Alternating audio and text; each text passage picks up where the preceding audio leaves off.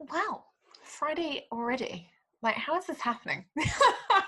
I'm actually recording this podcast interview today on a Friday as well. So I'm like, it's not even one of those moments where I'm like, oh, I'm future Jess. Like, I am legitimately Friday Jess right now. And as I'm recording these guest interviews at the moment, I'm in wind down stage. I'm waiting for Sam to get home. We're less than 30 days now from him getting home. So I'm really excited. And so, for the next, I don't know how many guest interviews, you'll hear me being like, yay, and kind of mentally counting down the time in my head. But I'm really excited to show you today's conversation. It's a really, really juicy one.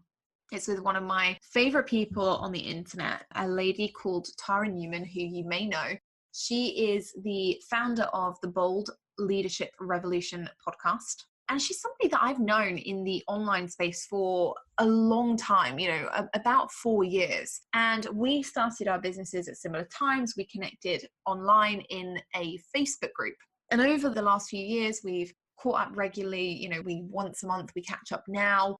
And we have these really interesting conversations. And actually, the conversations I've been having with Tara over the last probably 4 to 5 months have been around some of the changes that I've been making over my business over the last few months as well, and the months to come. So you're kind of getting an inside scoop into what we talk about. And one of the big issues that we've both experienced personally and that we're sharing on the show today is this idea of burnout, and what burnout really means for you, what it means for your business, how it ties in to the fear of success that some people cite as being one of the reasons that they don't sell more often or promote more often, and actually what you can do to help yourself manage burnout. And there's some really interesting ideas as well from Tara and her research, and seriously, she's done some incredible research into this, about what actually burnout is and what it really looks like and whether or not we have a choice. So it's a controversial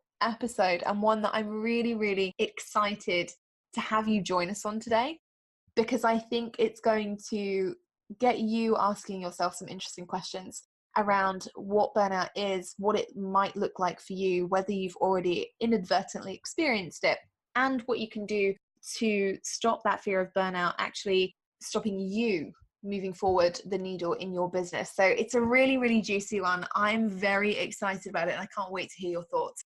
And obviously, as always, if you have any thoughts or key takeaways from it, make sure you head over onto Instagram. That is where I'm currently doing all of my social hanging out. So head over onto the gram. I am at Jess_Lorimer over there, and share what your biggest takeaway was from this episode. Enjoy the conversation. It seriously is a goodie.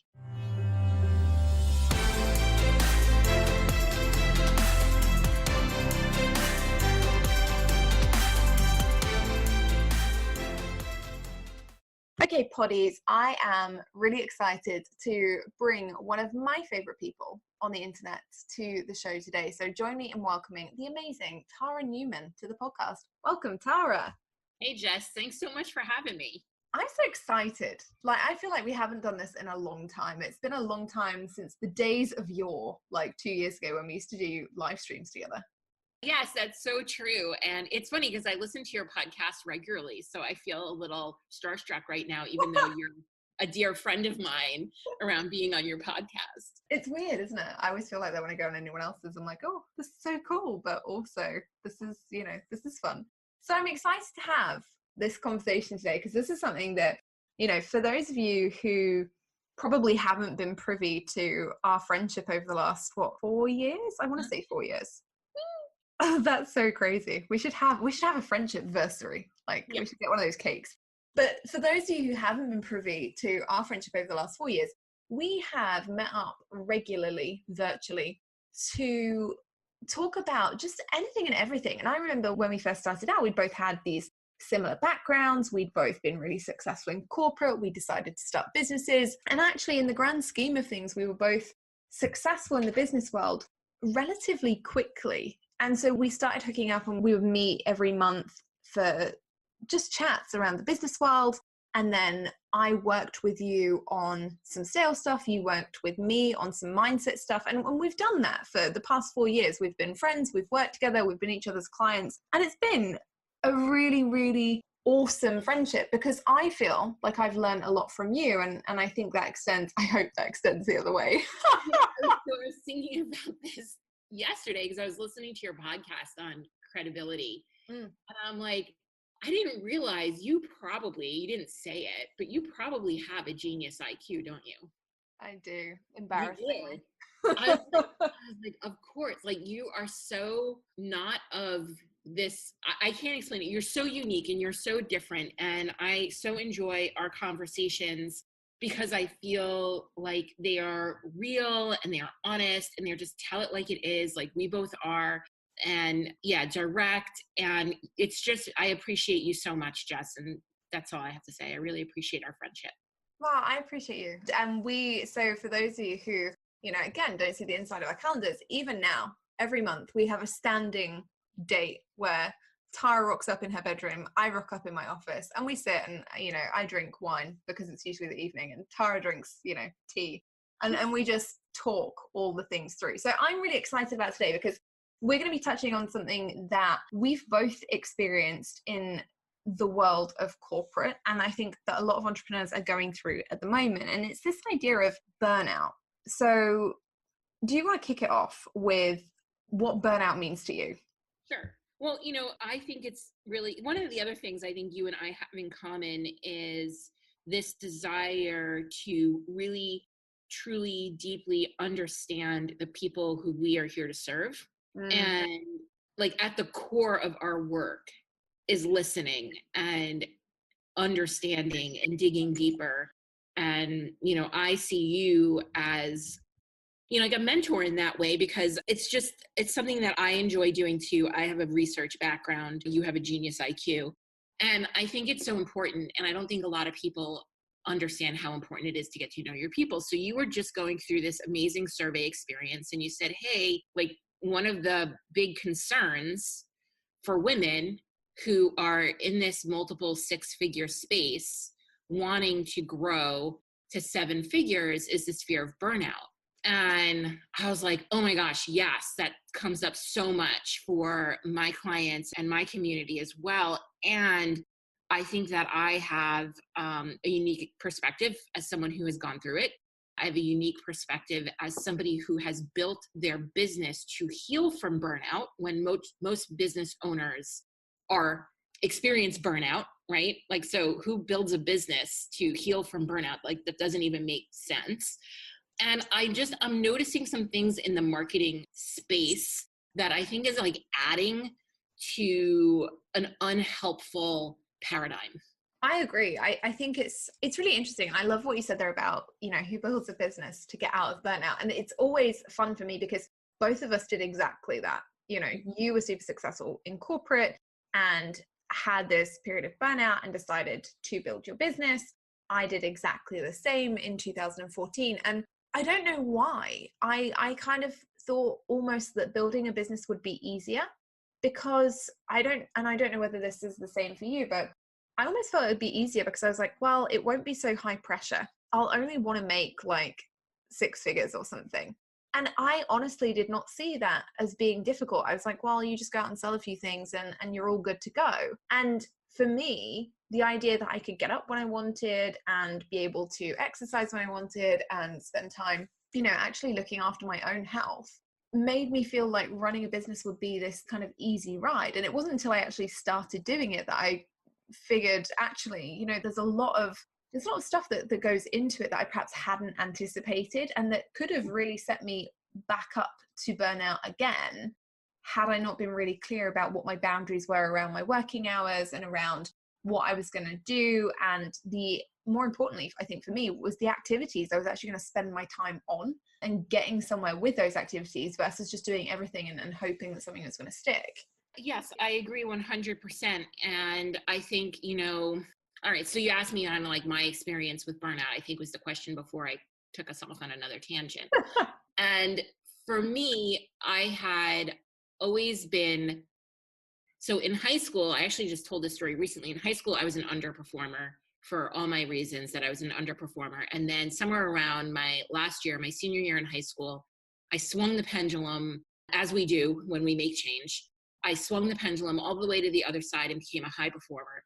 and started to become really heavily rewarded for working hard and putting in all the hours, studying 21 credits a semester.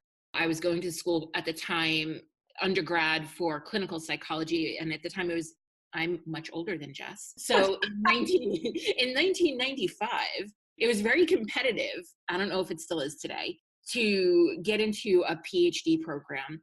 And, I was doing a lot of volunteer work. I was doing a lot of research. I was taking a lot of classes and really making sure that my resume looked great when I submitted it to get into grad school, which it did. And I got in, and then I declined for a whole host of other reasons. But this really started this pattern of overwork and overachievement and reward for that, as our society does reward men and women for working hard, right? We have all these societal beliefs that get wrapped up in that.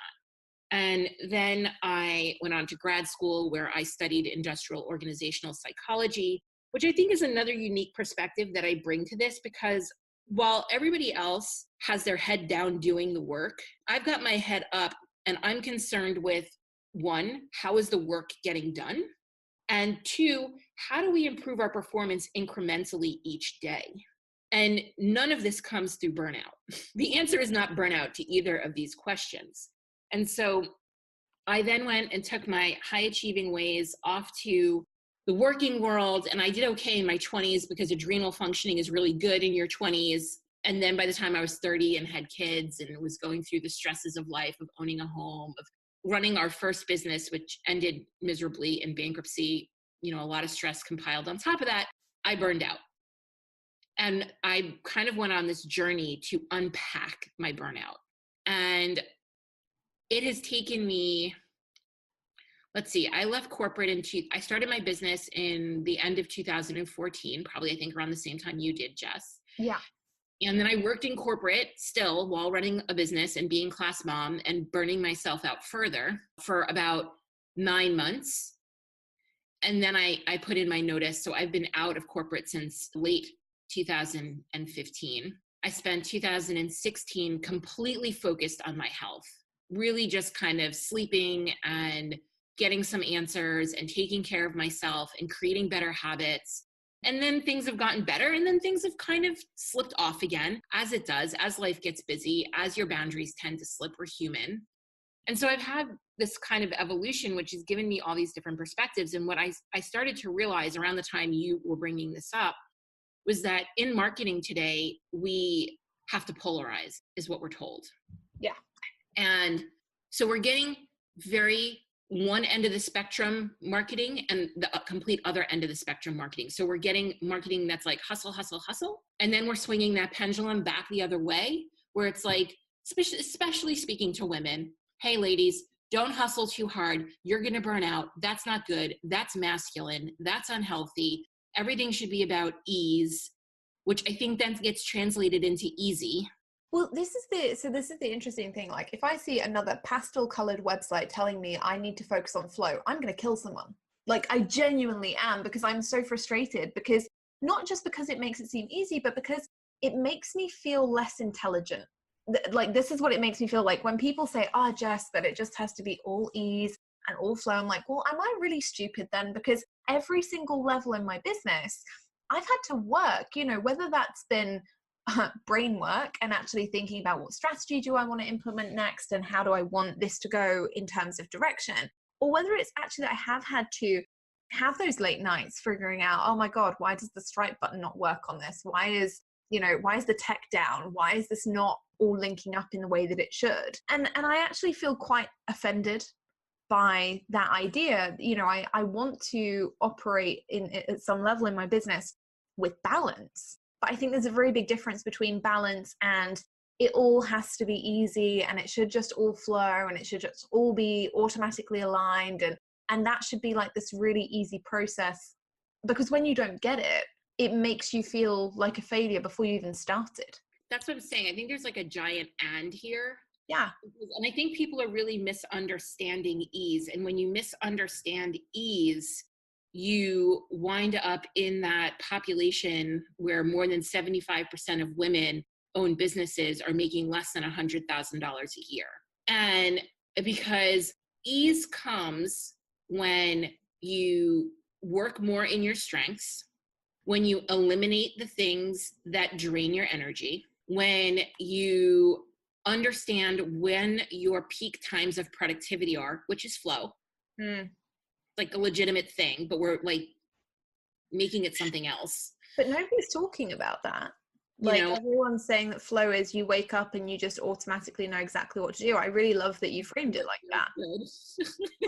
So I think these things all make sense, but we have to have a deeper conversation around them. And you can't expect that 100% of the time. So that's what I'm talking about, that there's like this false dichotomy that we're creating in polarized marketing, that it's either one way or the other. And that's the interesting thing, is that sometimes it is, but the majority of the time it's not. Like, the majority of the time business is not that black and white. You know this and I know this. We both go through busy periods in our business, but I don't categorize it like, oh, even if, like in December, I took a month off, but I didn't categorize that as being like, oh, this is my ease part. It was just like, well, I've worked for 3 months pretty hard to get everything that I wanted done, and I've achieved, I'm going to take a holiday like normal people. And I think that the way that we're currently working is people are leaning way too far to that one end. Like you're saying, they're really believing in this polarized hype of, well, I'm either going to be the hustle guru and I'm going to work 24/7 and I'm going to, make these goals happen, or I'm going to be the person who is completely foot off the pedal. Because I think, I really love what you said about the flow being, this is when you're working at your most productive time period, as opposed to, I'm going to sit here and wait for the ideas to come, which is what a lot of people do. They wait. They're like, I'm just waiting for that spark. And I'm like, well, that's not really sustainable, and that is going to lead you to that point of burnout. Because if you can't conjure that creative spark, or if you can't train yourself into the habit of being able to create or being able to execute a strategy, even when you're not feeling it, you're never going to be able to get to where you want to go. Yeah. Can I share an example of this that came up for me recently, actually?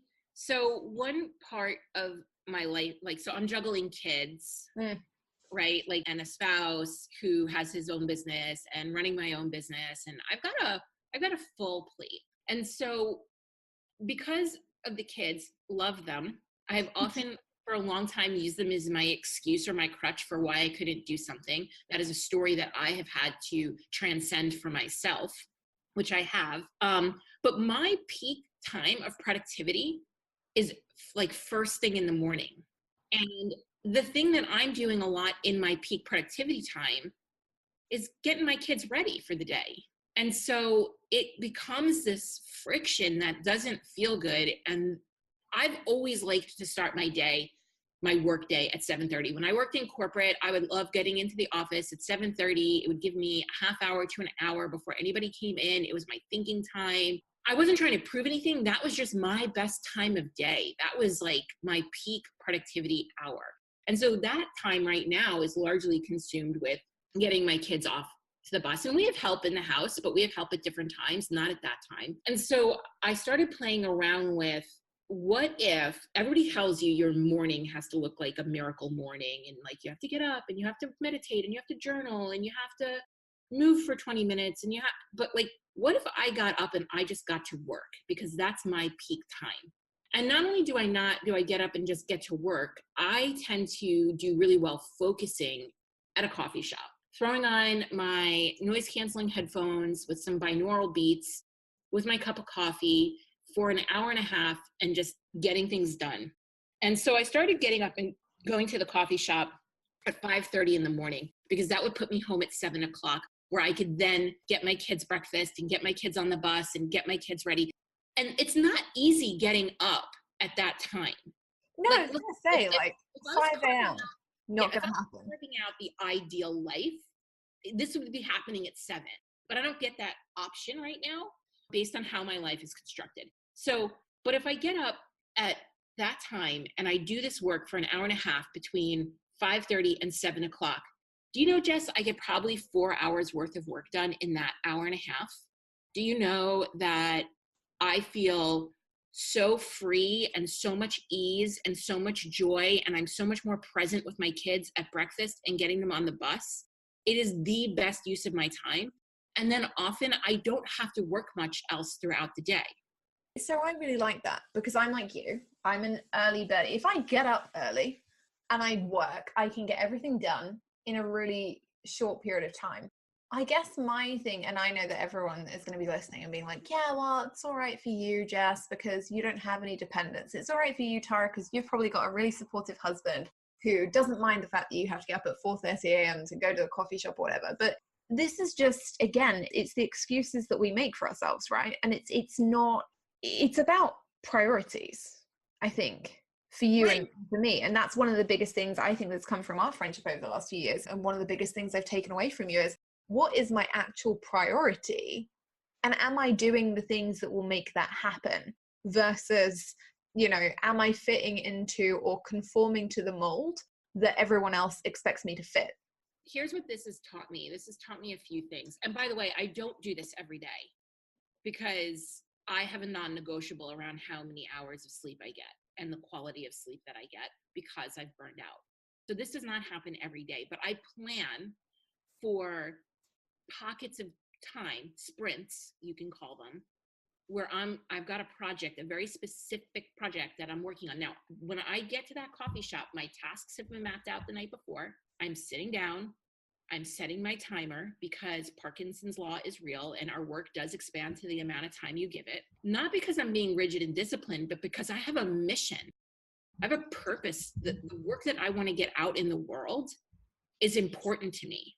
And so my husband is 100% supportive, not always available. So just for anybody out there who will knock that right out of the park.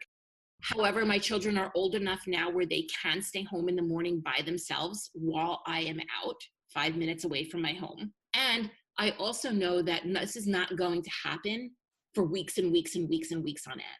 Yeah. That this is a specific point in time. No matter whether I feel like getting up and going or not, this is how it's going to happen, because I'm showing up like a pro. And that matters. I think for me, that's really interesting because, and this is something I know that we've discussed a lot, particularly around this idea of burnout, is, showing up. And there's a big difference for me between being really passionate about what I do and wanting to get the work out into the world and being able to, 3 days a week or 4 days a week, whatever, get up early, power through, do everything that needs to be done, and being really passionate to get my work out into the world and then busting my backside for weeks on end and letting those tasks trickle in and letting other things trickle in and disrupt that flow of content and that flow of work that needs to be done. Yeah, I mean, I think that this comes down to having performance, like a performance mindset. Like I had to change. So when there's layers, I've been thinking about this, and there's like layers to burnout that happen, and I want to talk about them. But one piece of it is your mindset around how you work. And there was a point in time where I think it was probably in 2016 where I was going through this healing journey, and I realized that I'm not showing up as a high performer. I'm showing up as a high achiever, and there is a difference. And I needed to change my mindset to one of performance and not achievement. I love that. And so here's some truths I think about burnout. And I'm not a doctor or whatever. I'm just a woman who has lived through this. That burnout is not necessarily attached to work. We are attaching burnout, the thought of burnout, the concept of burnout, to work, to how we work. And that's not 100% true. So when people start to fear success, their mind immediately goes, but I'm already doing it all. How can I do any more? I'm already momming the kids. I'm already making the meals. I'm already doing this. I'm already holding the mental load. How much more can I do? And it starts to feel really overwhelming and heavy, and they go, I'm going to burn out, right? But burnout doesn't 100% come from work. We have an actual physical component to burnout. So I have Epstein-Barr virus. I had end-stage adrenal fatigue. There are people out there who have chronic fatigue. Jess, I know you have a chronic health issue. Yeah, I have ME.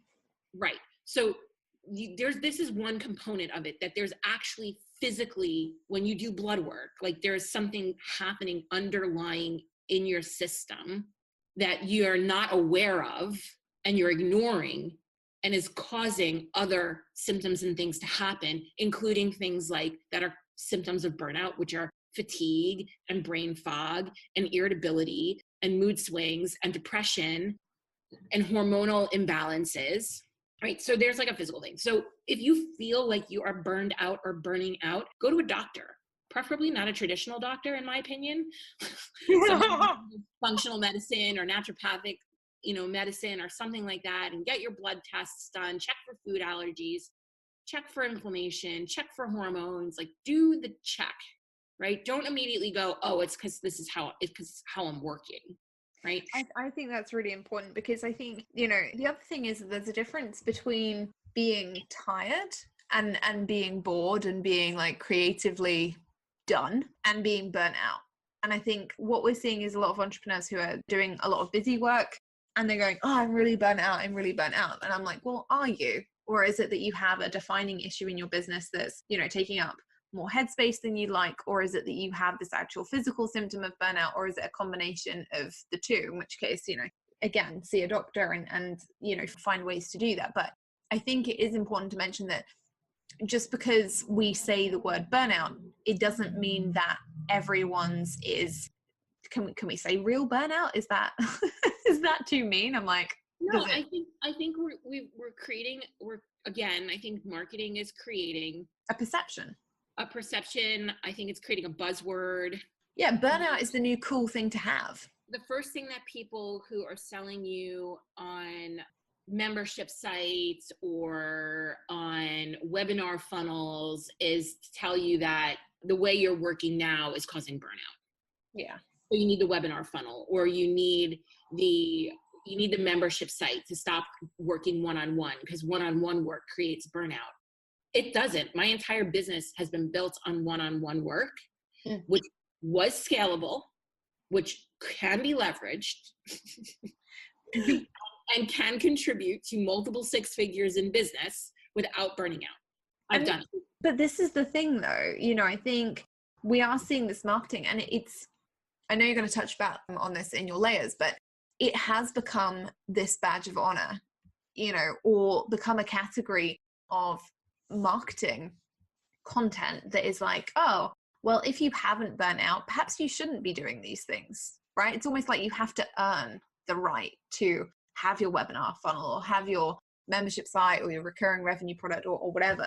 And the reality is that, I wouldn't advise burnout for anybody, because it's not a great situation to be in. But B, you've also got to look at where you're taking that advice from. And if you're taking that advice on burnout and creating something specifically to avoid burnout from somebody who is literally sitting on social media for 18 out of the 24 hours of the day, you cannot tell me that they are not just as busy, just as time poor, just as frustrated, and probably not as successful as they'd like to be, or burnt out. Does that make sense? Yeah. It's just, we need to check in. Yeah. Right? I really want everybody, I understand that if you're feeling exhausted, right, that doesn't necessarily mean you're burned out. But if you are feeling those symptoms of burnout, and you can, Dr. Google your symptoms of things like adrenal fatigue or chronic fatigue or something like that, go to a doctor. Like, get yourself seen, like get some blood work done and things like that. The other thing that I want to talk about in this layering is it burnout or is it exhaustion? And are you exhausted? There are research studies. Harvard Business Review has an article about how exhaustion is linked to loneliness. As we know, entrepreneurs, high-level leaders are a lonely crew. And this is really why community is so important, not just for networking opportunities and opening doors for each other and building your business through networks, but, really finding that community that you mesh well with. Jess has the Dotties, I have the Brave Society, where you can get yourself in a community and not be so lonely. So, that's another factor that I think people need to look at. And I think that's huge, because this idea of isolation it's not new. And again, you and I always talk about this, but some leaders who lack integrity will use that isolation to keep you in their cult-esque community. And they will say, my way is the only way. And you and I were talking about this because of an Instagram live you did, which is probably not going to be available when the recording comes out. You were talking about these toxic power relationships.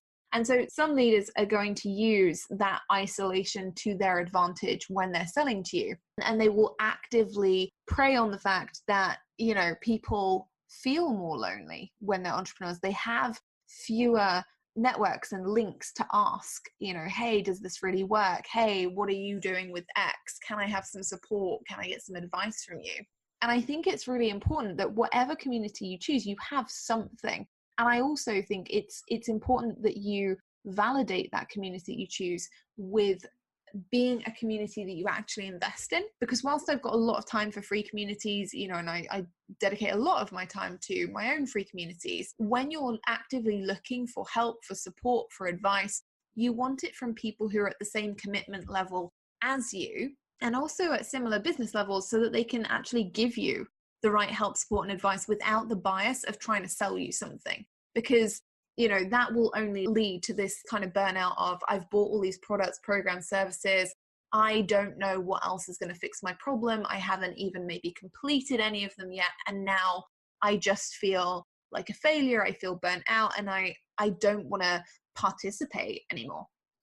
It's funny because as we're recording this, my podcast that just went live this week was on community learning and like why it's working and why it's not working. And, you know, how can you be more diligent and discerning in how you're investing your resources into communities, which I think is basically, you know, what you're saying here. Yeah, 100%. And you should all go and check out that episode on community learning, by the way, because it's a really, really solid episode. But yeah, I think 100%, you know, we've got to be, when we're looking either to avoid future burnout or when we're looking to overcome burnout, you've got to be really particular about those investments that you're making in time, in energy, in money. And one of those is about the communities that you spend time with. If you're not getting any value from them, if you're not, and when I say value, I mean genuine value. Are you learning something? Are you being supported there? Are you getting anything else from it that you need? If you're not, it's better to actually spend that time and energy that you'll save by not being part of that community looking for something else that will meet your needs than it is just to stay there and feel and have that like mental drain of, you know, I'm having to do this again for the sake of doing it, as opposed to, oh my goodness, I get to be part of this awesome community and I, you know, everyone is adding value to me and I feel like a valued member, and that's really exciting. Can I extrapolate one more thing from the work equals burnout to give you work does not equal burnout, right? And so here's another factor that research has found connected to burnout, and that is obsessive passion. Ooh, that's juicy. Yeah. And not regular passion, like we're all like passion, but like this obsessed, like when you get, you know, the feeling. Yeah. Right? When you're obsessively passionate about something. Entrepreneurs who are obsessively passionate about things tend to burn out. And that doesn't have anything to do with work.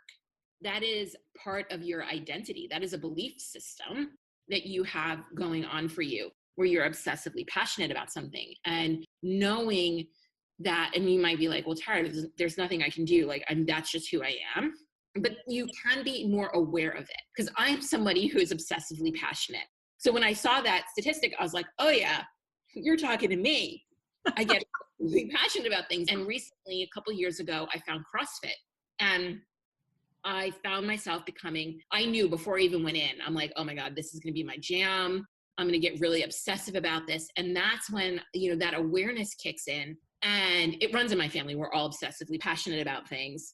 And I'm like, okay, I know this about myself. This is part of my identity. How can I work around this, with this? You know, what kind of boundaries do I need here? So I knew that my level of obsessiveness was going to come on really hot and heavy in the beginning. So there was a 6-month period of time where I only allowed myself to do CrossFit 3 times a week. And it was to preserve myself from burning out so I could continue to enjoy this hobby that I had found and be in it for the long haul. And you can see the same thing about your business. Like, what boundaries can you be putting on your passion around your business so you could be here for the long haul? so you can have the endurance that you need to make an impact as a leader. I love that, because again, it's about sustainability, and obsessive passion can get you through. It's kind of like weight loss, isn't it? Have you ever been in that like thing where you're like, I'm going to drop 10 pounds or something for Christmas or a holiday, and you think I'm going to do that, and you become obsessive about it, and then you reach the goal, and then you almost don't really care about reaching the goal anymore, and you literally will go out and eat every single chocolate bar you find, because it hasn't become sustainable to your lifestyle. You can't do it every day, and you don't want to live like that anymore. So actually you decide, I don't like it, and it's, you then yo-yo between, oh well, I'll lose that 10 pounds, I'll put it back on, I'll lose it again. And that is how a lot of us are, with any goal. I think that's really interesting. Obsessive passion. I like that. Yeah, I have another one. So that can extrapolate, break apart this concept that work equals burnout, because that's a belief. Yeah. Work equals burnout as a belief. And I have managed to bust this belief. And so I want to share one more thing around how we can bust this belief that work equals burnout. And it's not the work. So I have my master's degree in industrial organizational psychology, which is super practical, super business oriented. And I also have my advanced certification as an advanced Reiki practitioner. And I am in the process of getting certified as a human design consultant. So there's this whole piece of energy that's really important to me when we talk about business and leadership and work. And so it's not so much the work that's causing the burnout, it's the energy behind the work. So if you're working from a place that has healthy energy, that you're working from a place where you are aligned with your purpose, you love the work you're doing, and those things, that can be very healthy for you. However, if you're working from a place that's saying, I'm not good enough, if you're working from a place of the energy of perfection, if you're working from the energy of impatience, where everything has to happen now, and you're not realizing that this business that you're growing is going to happen over a lifetime, that you're here to make your impact over a lifetime, that you're here to create this legacy for life, and that if everything has to happen now, you're going to burn out. If you're coming from, I'm not good enough, I'm not worthy, these are all things that drive burnout. I remember saying to an executive once, we were looking at how she's working, how she's doing the work, and all the things that she's doing and what's driving the doing of all the things. And she's sitting in front of me with a legal pad and all her tasks, her to-do list. And I said to her, well, what happens when you check off the last to do? She's like, I'm never getting there. I can't check it off. There's so much work. It's all this stuff. And I'm like, well, what happens when you check it off? Then I'm enough. That's so interesting though, isn't it? The idea of being enough and the reality is, I think most people think they're enough because they have this massive to-do list, because especially when you're in corporate, and I know that this is something that I experienced, and even in my business now, it's why I found it so difficult to outsource. The more I had on my plate, the more justified I felt, or the more credible I felt almost as an employee or as a business owner. I felt indispensable. And that for me was the really difficult thing to overcome. Like when I started hiring a team, when I started outsourcing, was this idea that actually I'm not indispensable and I shouldn't be. And when I stopped feeling like that, when I stopped feeling that pressure, actually I had so much more time and energy to be creative, to actually think about the content that I really wanted to put out there, to, spend time on the projects that I really wanted to deliver. But it's that idea that, if you have that never ending list, eventually it becomes like this holy grail of, well, if I get to the end, I'm going to feel amazing. But the reality is, if you got to the end of that list, you wouldn't feel amazing. You might have burnt out, but also it would never be enough. You would always be adding something to the list, because the list is what's making you indispensable. The list is like the drug, isn't it? And that's what you're saying there. Yeah. I love that. Yeah. And I think really people burn out, at least I know for me in corporate. So when I burned out in corporate, I was so quick to blame everybody else. Yeah. I was like really quick to blame, they're undervaluing me, I'm underutilized, all this stuff. But the reality is that I was sitting in an environment that was toxic, that was not a values match, that didn't allow me to work from my strengths, 75% of the time, that didn't allow me to operate in the world how I'm meant to operate. They were fitting me. I needed to assimilate into this other form, right? And I could have went, I'm sure that there are plenty of corporations out there that would have allowed me to do those things. I could have found them. I 100% believe that you don't have to leave corporate to heal your burnout. I just didn't see that that was possible. It was either this or that false dichotomy again. And so the thing that I realized though, after leaving corporate and being, hostile and angry about it, was that I allowed that situation to continue. At any time, I could have taken a stronger stand for my strengths. At any time, I could have had the conversation with my boss that went, I'm really not the best person to be working on this, but this person over here on my team is a great person to be working on this because this is their strengths. Like I could have led there and I didn't. So again, work doesn't equal burnout. My choices, my decisions were equaling burnout. I love that. Thank you so much. Seriously, this has been, and I always love talking to you, but if it hasn't been eye-opening for you, you haven't listened hard enough, is what I'm going to say, because I think it's so powerful. I love that piece on choices. I love the fact that we can actually take personal responsibility for, and I think we say it in the entrepreneur space a lot. We say, well, we take personal responsibility, we take 100% personal responsibility, but actually a lot of the time we don't. We look for external factors. And, I love that you're inviting people to actually look at how they're contributing to their own burnout and the decisions that they're making and the choices that are leading them to where they currently are. That's just amazing. I have a question for you, Jess, before we wrap this up, because, this fear of success that leads to burnout, work leads to burnout, is what I believe is keeping a lot of women stuck in that below $100,000 mark, or in that $100,000 to $250,000 mark, and really is stopping them from growing. But what I want to ask you is, because I know that you're beyond that and I'm beyond that monetary place, what has that money actually allowed you to do that debunks that myth? I really like that. So, and look at you interviewing me on my podcast. I love this. Come on more often. Come on more often. Make my life easy. For me, I think it's two things. One, it gave me headspace.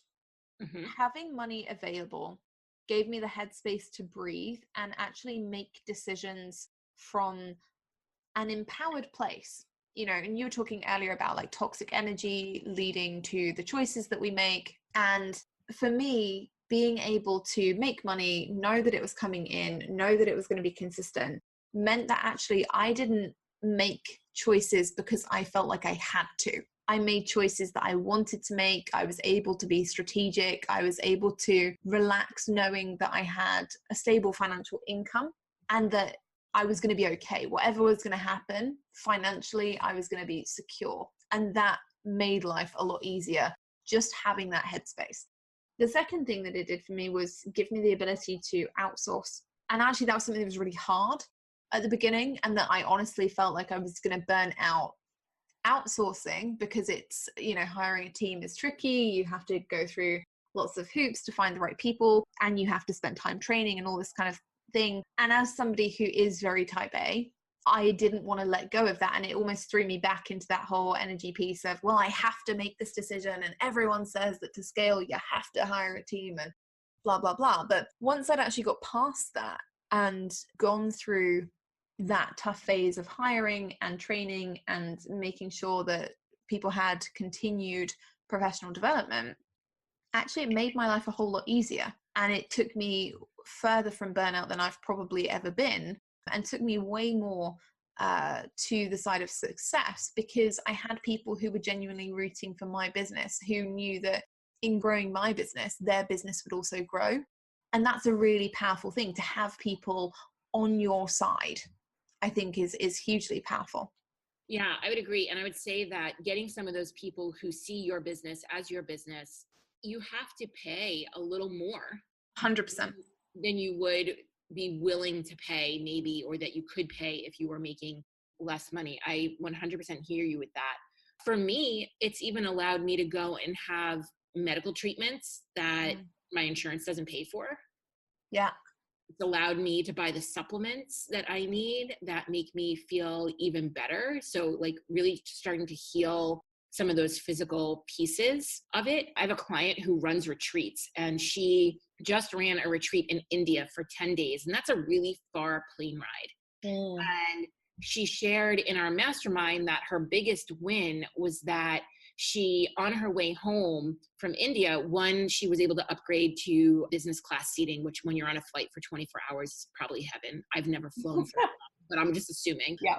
And she was able to pit stop in Dubai, which she'd always wanted to go to Dubai. And she got like a really nice hotel room, which allowed her to kind of decompress, process. She took an excursion out into the desert, and it was just like a quick stopover before coming home. And she said, you know, before getting my business to this level, I would have never been able to do that. She felt very empowered around her decision. She felt very empowered around her money, that she didn't have to ask her spouse or, you know, our partner if that was an okay decision for her to make. Like, it wasn't even on the radar. It was just, this is what I do to take care of myself after leading a long retreat in a foreign country. I love that.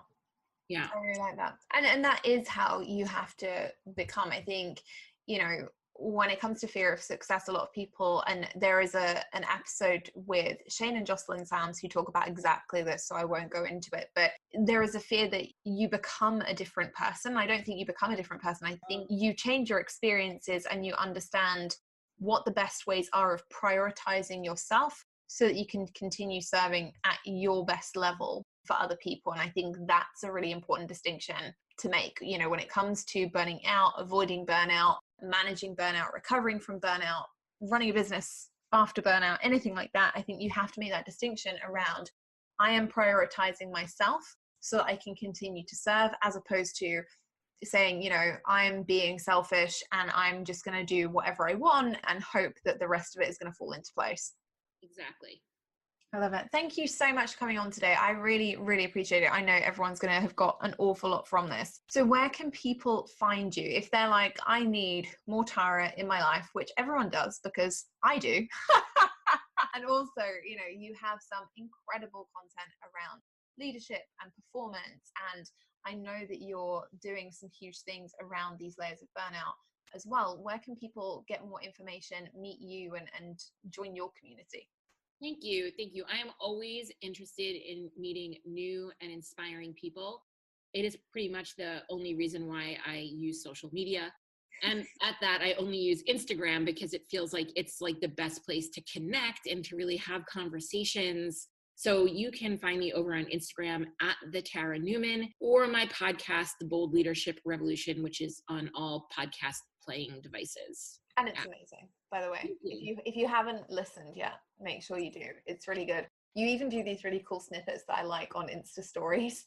And I always forget when people's podcasts come out. And so I'll be on Insta stories a lot because, you know, that's just what I do. And I always look through and I always watch your stories first. And when I see the snippets of your podcast, I'm like, I've got to go and listen to that today. And it goes on my to-do list. I appreciate you, Jess. I love it. Well, thank you so much. And guys, seriously, make sure that you do head over to Tara's Instagram. Let her know your key takeaway from today's episode, because that's always really useful for us to know when we're hitting the mark. And make sure you check out her Bold Leadership Revolution podcast. It is amazing. And I will see you in Monday's episode.